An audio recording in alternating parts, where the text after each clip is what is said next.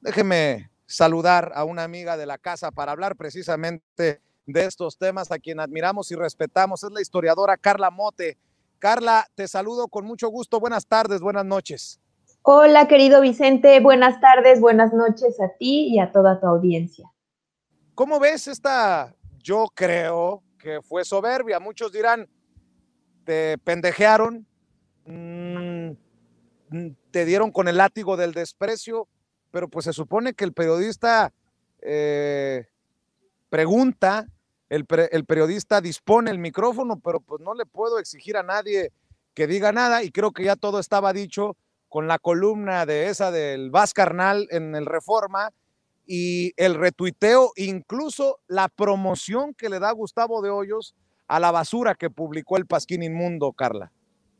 Pues me parece que el silencio a los cuestionamientos que valientemente fuiste a hacer directamente a Claudio X González se asemejan pues a esta estrategia que en general ha demostrado, en la que hace cosas que tienden a incidir o tener una injerencia que muchos consideramos ilegítima en los procesos electorales y en la política, haciéndolas pasar por una aspiración democrática, democratizante o anticorrupción. En este sentido, no van a hablar directamente, en este caso contigo, al hacer una pregunta directa, sino que han encontrado en nuestro sistema político electoral otras vías para meter su agenda de forma, insisto, que muchos consideramos ilegítima porque simplemente es muy tramposa. Yo aquí quisiera muy brevemente nada más comentar que nuestro sistema político y sistema partidista está organizado en torno a una premisa que es la desconfianza, es decir, nuestra historia pues ha demostrado que han existido muchísimos, digamos, intentos por hacer fraudulentas las elecciones y lo conocemos, todo el carrusel, los miles de mecanismos, las urnas embarazadas que sabemos que existieron y que desafortunadamente pueden seguir existiendo. Y por eso nuestras leyes están hechas para tratar de que no haya recursos privados en los procesos electorales. Todo tiene que estar muy bien, digamos, vigilado y con transparencia. Y estos empresarios lo que han encontrado es otra vía para meter su agenda y pues eso forma parte del engaño que hacen a la población, tratando de hacerla pasar por una especie de anhelo democrático, incluso filantrópico. Y yo también aquí pensaría incluso cómo se van moviendo en este nado sincronizado los medios de comunicación y los grupos empresariales, porque la columna que vimos ayer, esta ridícula columna de El Cachas, que incluso él autodenomina así como si eso lo hiciera más popular o cercano a la gente, es parte de este timing político, decir, sacarlo en el momento preciso para emprender esta campaña que ahora ya encabeza formalmente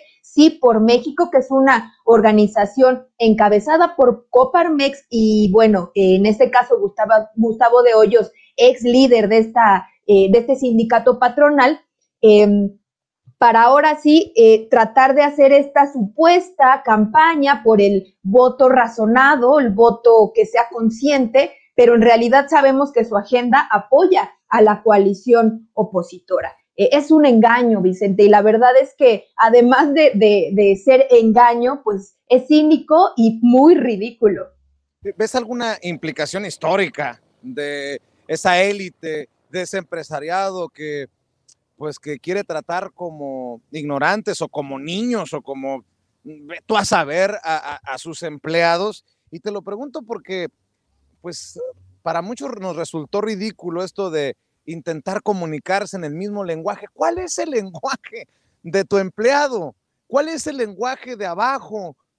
¿Tú qué sabes? Y yo por eso traté de ridiculizarlos. Ya vi que no me iban a responder y le grité carnal un par de ocasiones a Claudio X González.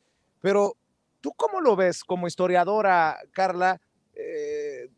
¿Cómo ves esto que, pues que, bien lo dices, los desnuda, los exhibe de pies a cabeza?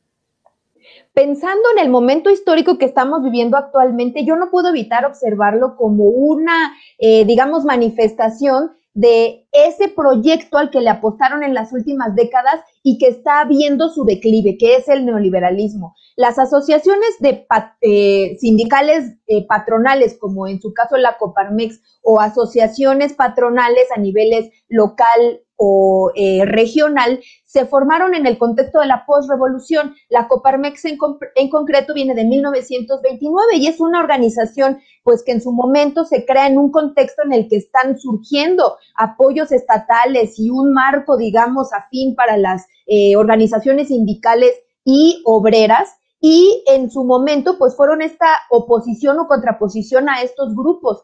En la posrevolución trataron eso de defender sus intereses, de cabildear, de negociar con el poder, y uno de los momentos históricos, digamos, donde fueron más reaccionarios fue justamente el cardenismo, donde hubo un contexto más afín para las luchas obreras. Ya a finales del siglo XX, con el paulatino ascenso del neoliberalismo, los grupos empresariales comienzan a tener esta agenda claramente ligada en su momento al PRI y al PAN, que sostuvieron este proyecto. A este grupo se le sumó posteriormente el PRD, de cual ya solo quedan pues un resabio en convalecencia franca, pero son, digamos, ahora este grupo que sus valores fincados en el neoliberalismo y en la tecnocracia se asemejan a estos partidos, y por eso está este apoyo hacia ellos. Tenemos a esta agrupación que Sí por México, que en su momento, y hay que pensarlo, se formó en octubre del año pasado con este logotipo que incluso rememora o asemeja al logotipo de Pinochet, que es pues este dictador chileno. Y es muy sintomático, no solo porque haya sido el dictador chileno, sino porque Chile fue el primer experimento del neoliberalismo en Latinoamérica.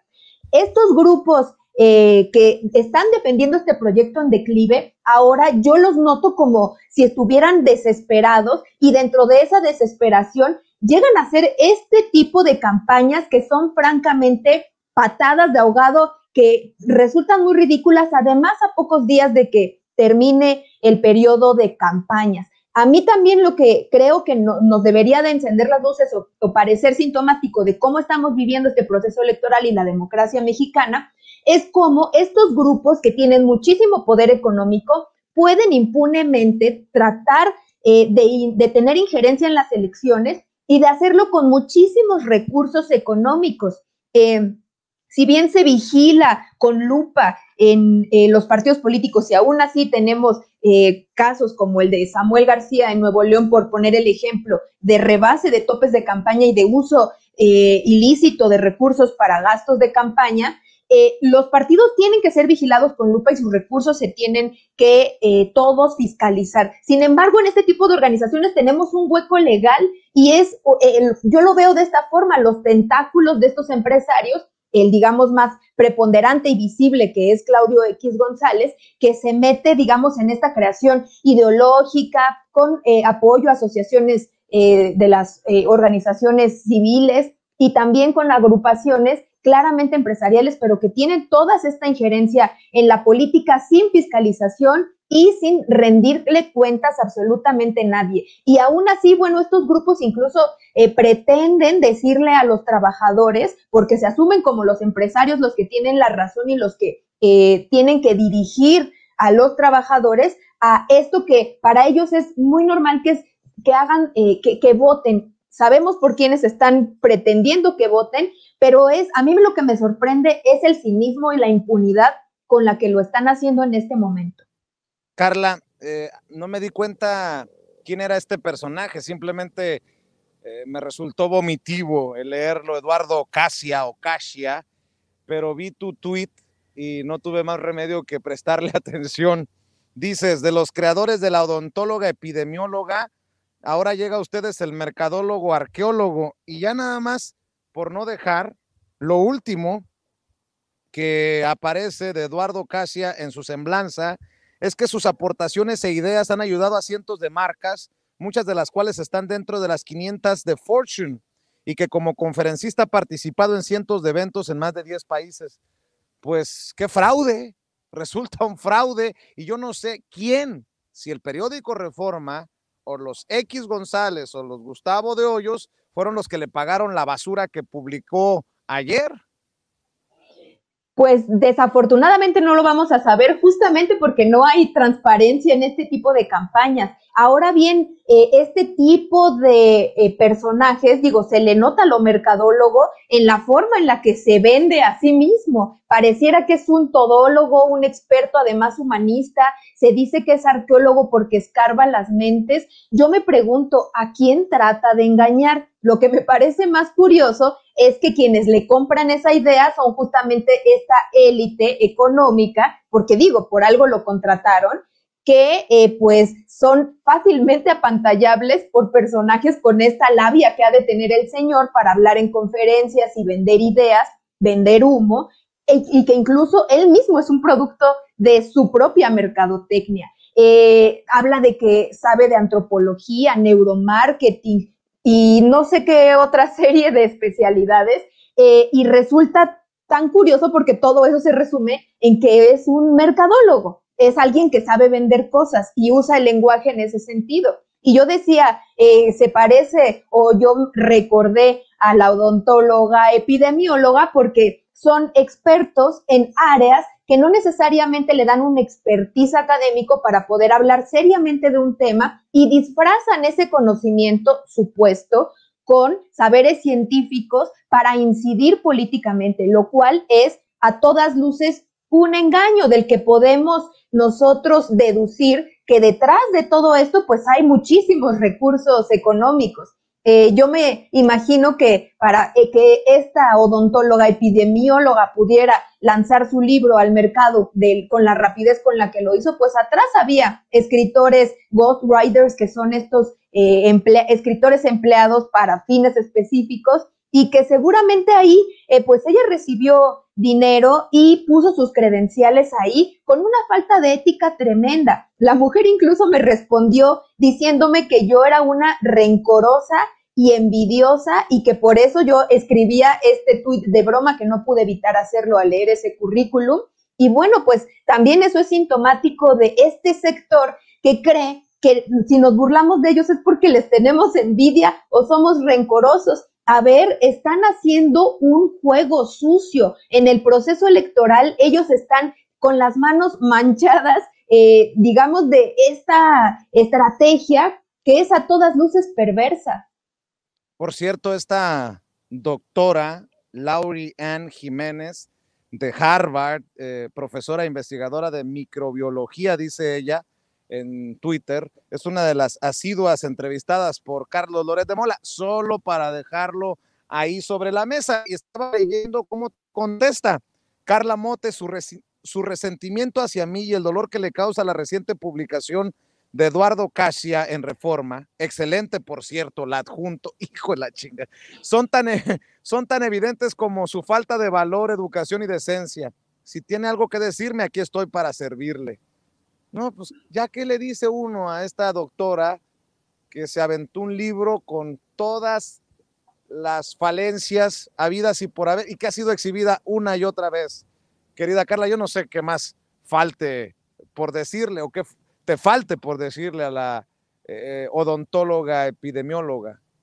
Pues más que decirle, y es algo que yo le respondí, pues es una pena que utilicen sus credenciales con esta falta de ética, y yo creo que si se metieron al debate político, pues van a tener respuesta, y es una de las grandes ventajas que tenemos afortunadamente en estos tiempos, por ejemplo, con espacios como el tuyo, que están fuera, digamos, de estos circuitos cerrados y hegemónicos que fueron tradicionales y que en su momento acapararon toda la opinión pública, y ahora tenemos esta posibilidad de hacer réplicas. Digo, el maestro en hacer réplicas pues es el propio presidente de la República, y eso a muchos no gusta y lo tratan como si fuera un atentado a la libertad de expresión, pero por el contrario, hay un debate circular, y en ese sentido, pues estos grupos que son una élite que está yo digo, en declive, no nada más generacional, sino también porque su proyecto, el proyecto que sostuvieron, que es un proyecto también ideológico, es el que está modificándose, pues están viendo perdidos esos privilegios y ser la voz cantante de todo lo que sucede y la interpretación primordial. Y yo más bien pensaría, bueno, ¿por qué esta académica? Porque ella es una doctora con estudios en un área específica de la ciencia médica y ella pues le ha dado por opinar de política, pero yo me pregunto, ¿en serio alguien así puede decir que un artículo como ese es excelente, que lo califican de excelente? Habla mucho de este cerrar filas como grupo, digamos, económicamente oligárquico, porque no puedo concebir que crean que ese artículo es excelente, a menos que estén con todos estos juicios preconcebidos de cómo se supone que hablan las clases populares. Yo como egresada de una secundaria pública de Iztapalapa te puedo decir que eso es una invención y es un absurdo porque las personas de los barrios pues no hablan así. Se lo sacaron como catálogo de palabrejas que escucharon seguramente en películas de Nosotros los pobres y María la del barrio, pero pues eso habla también del distanciamiento total que tienen con las clases populares y aún así les quieren venir a decir por quién votar este 6 de junio. Pues mi querida Carla Mote, si se trata de cerrar filas, tú sabes que tienes toda nuestra solidaridad, todo nuestro cariño, nuestro respeto, nuestra admiración y que esta es también tu casa. ¿Por qué no cerramos invitando precisamente a la gente que te respalda, que te apoya y que te va a seguir y compartir desde las redes sociales? Muchísimas gracias, Vicente. Yo muy encantada y contenta de poder, y agradecida sobre todo de poder hablar en este espacio al que admiro mucho y también te admiro mucho a ti. Me pueden leer en Twitter como @Carlamote y también les invito a leer el periódico feminista La Regeneración. Así es. Te mando un abrazo, Carla Mote. Cuídate mucho. Hasta luego, Vicente. Gracias. Es Carla Mote hablando con nosotros sin censura.